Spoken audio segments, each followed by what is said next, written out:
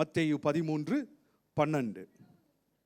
உள்ளவன் எவனோ அவனுக்கு கொடுக்கப்படும், பரிபூரணமும் அடைவான்.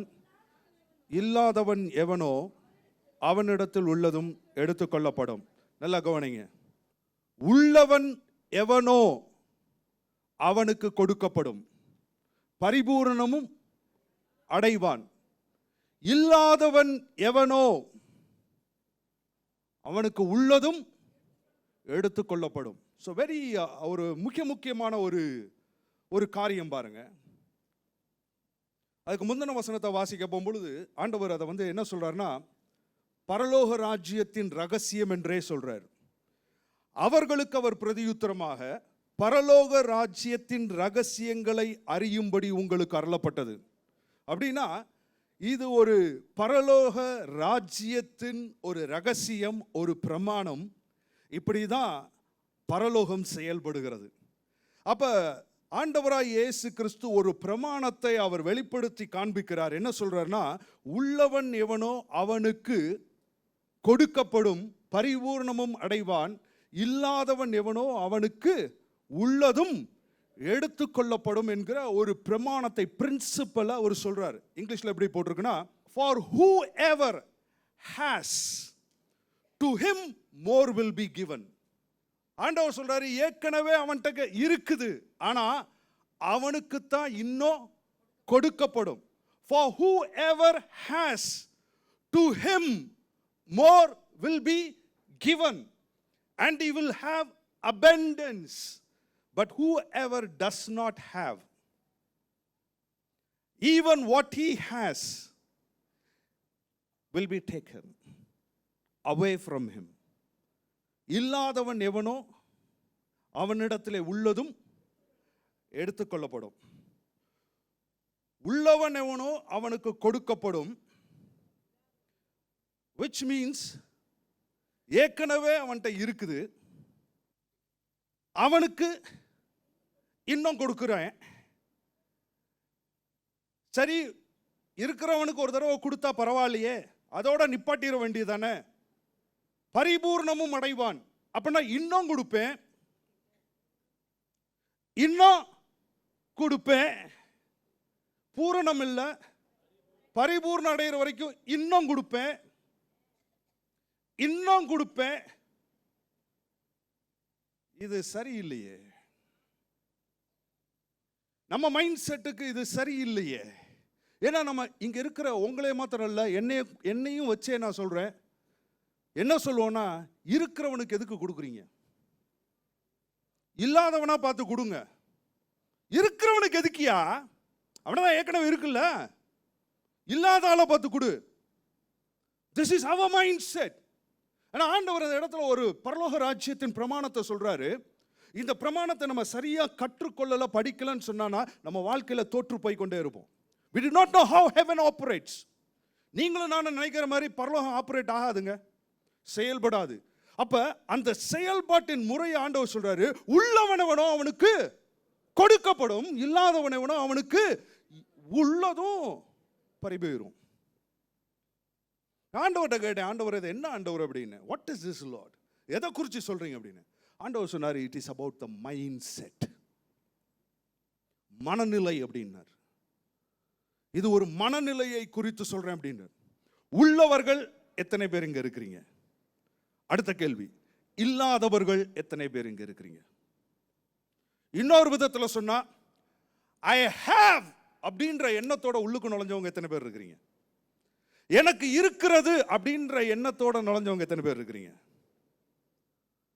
ஐ டு நாட் ஹேவ் அப்படின்னு சொல்லிட்டு உள்ளுக்குள்ள நுழைஞ்சவங்க எத்தனை பேர் இருக்கிறீங்க? ஏன்னா சர்ச்சுக்கு வரும்பொழுதும் சரி, எங்க நடந்து போகும்போதும் சரி, எல்லாருக்குள்ளும் என்ன ஒரு ஃபீலிங் இருக்கும் அப்படின்னு கேட்டீங்கன்னா, ஐ வாண்ட், எனக்கு தேவை இருக்கு, எனக்கு இல்லை அப்படின்றது அர்த்தம், குறைவு. ஆனா வசனம் சொல்லுது, உள்ளவன் எவனோ அவனுக்கு கொடுக்கப்படும். It is about the mind set.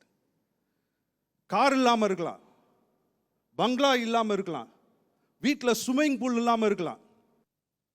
ஆனால் உள்ளவன் என்கிற ஒரு மனப்பான்மை உங்களுக்குள்ள இருக்கா? மனநிலை இருக்கிறதா? அதுதான் ரொம்ப ரொம்ப முக்கியம்.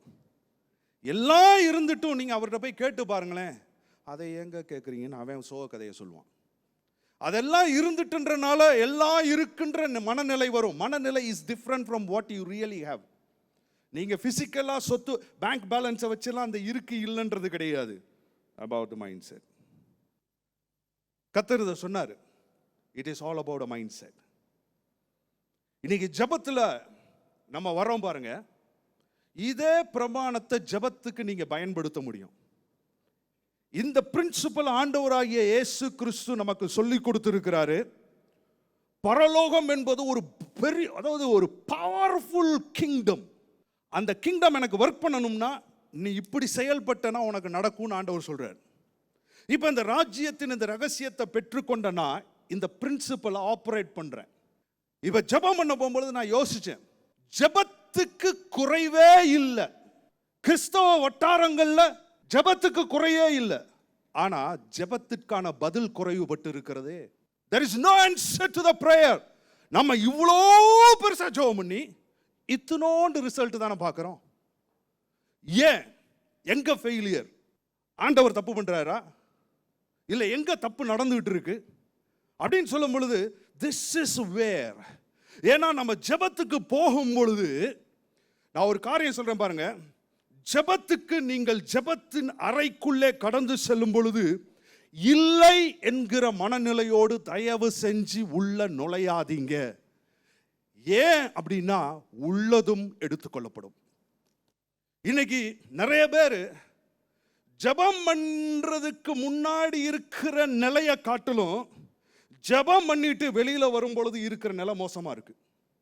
I am not underestimating or devaluing the power of prayer. ஆனால் தவறான ஜெபம் தவறான பதிலை கொண்டு வந்துடும். தவறான முறைமைகள் தவறுகளை பிறப்பித்து விடும். இல்லை என்கிற மனப்பான்மையோடு நான் ஜெபத்துக்கு போகும் பொழுது இல்லாதவன் எவனோ அவனுக்கு உள்ளதும் போச்சு.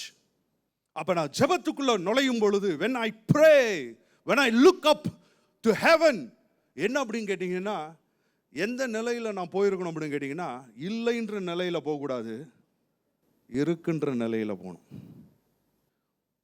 இருக்குன்னா எதுக்கு நான் ஜெபம் பண்ண போறேன்? எதுக்கு ஜெபம் பண்ண போறோம்? தேவை இருக்கிறனால தானே. இல்லைன்றனால தான் ஜெபம் பண்ண போறீங்க. ஆனா நல்லா தெரிஞ்சுக்கோங்க, இல்லைன்றனால தேவைக்கு நீங்க ஜெபம் பண்ண போனாலும் when you go, இந்த பிரமாணத்தை நீங்க கடைபிடிச்சீங்கன்னா you will see the result. ஆண்டவராக இயேசு கேட்கிறாரு, 5000 பேர் இருக்கிறாங்க, இவங்களை சாப்பாடு போடுப்பா அப்படின்றார். இல்லை ஆண்டவரே, இல்லைன்னு சொன்னதோட நிப்பாட்டி இருந்தாங்கன்னா பதில் வந்து இருக்காது. நான் சொல்றது எத்தனை பேருக்கு புரியுது? ஒரே ஒருத்தர் நல்ல வேளை வந்து சொல்றாரு, இந்த சிறு பையனிடத்துல 5 அப்பம் 2 மீன் இருக்குது, வச்சு என்ன செய்ய? கொண்டு வா. எவ்வளவு இருக்குன்றது இல்லை, இருக்கின்ற உன் மனநிலை தான் எனக்கு முக்கியம். அது 5 அப்பம் 2 மீனா இருந்தாலும் பரவாயில்ல, அது 5000 பேரை போஷிக்கும். ஆண்டவராக இயேசுவும் பாருங்க மாமிசத்தோட ரத்தத்தோட தான் இருக்கிறாரு. நம்ம போலவே சோதிக்கப்பட்டவராக தான் அவரும் இருக்கிறார்.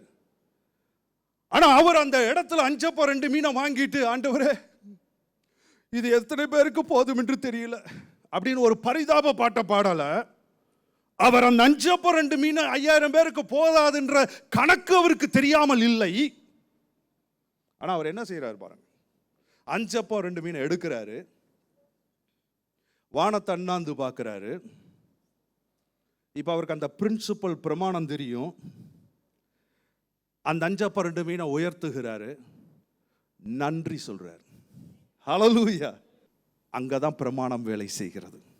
ஆமென். This is where the result comes.